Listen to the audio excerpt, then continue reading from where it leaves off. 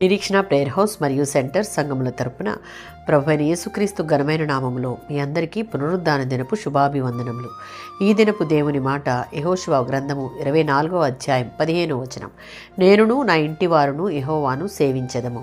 దేవుడు అనుగ్రహించిన రక్షణలో వ్యక్తిగత స్వేచ్ఛ అనేది అంతర్గతంగా ఇమిడి ఉంది. ప్రతి విశ్వాసి తప్పక ఎవరిని సేవించాలనేది ఆమె గాని అతడు గాని నిత్యము ఎరిగి ఉండాలి. యెహోషువ ఇశ్రాయేలీయులకైతే దేవుణ్ణి సేవించడం అంటే ఏదో ఒక్కసారి నిర్ణయించుకోవడం కాదు. దేవుని పట్ల విశ్వాసాన్ని కాపాడుకుంటూ ఆయనకు విధేయత చూపించడానికి మనం ఎప్పటికప్పుడు తీర్మానం చేసుకోవాలి. దానికి దేవుని అందరి భయం, సత్యం పట్ల నిబద్ధత కలిగి యథార్థమైన హృదయంతో విధేయత చూపుతూ పాపము దానివల్ల కలిగే ఆనందాలను విసర్జించుటకు ఇష్టపడాలి.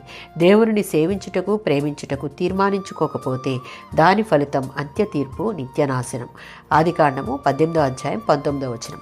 అబ్రహాము తన ఇంట్లో ఆధ్యాత్మిక నాయకునిగా ఉండి దేవుని మార్గాన్ని తన పిల్లలకు బోధించాలన్నది దేవుని యొక్క ముఖ్య ఉద్దేశం. తన బిడ్డలు దేవుని మార్గాన్ని అనుసరించినట్లు, నీతిని న్యాయమును చేయునట్లు తండ్రిలా బాధ్యత కలిగిన వాడై తన పిల్లలకు శిక్షణ ఇవ్వాలని అబ్రహామునకు పిలుపు ద్వారా దేవుడు స్థిరపరిచాడు. 101వ సంకీర్తన 2వ చరణం. నమ్మకమైన విశ్వాసులు తమ సొంత గృహాలలో దేవుణ్ణి సంతృప్తిపరచాలన్న దానికి మొదట ప్రాధాన్యత ఇవ్వాలి. నిజమైన దైవభక్తి కుటుంబ సంబంధాలలోనే మొదట ప్రత్యక్షమై అభివృద్ధి చెందుతుంది.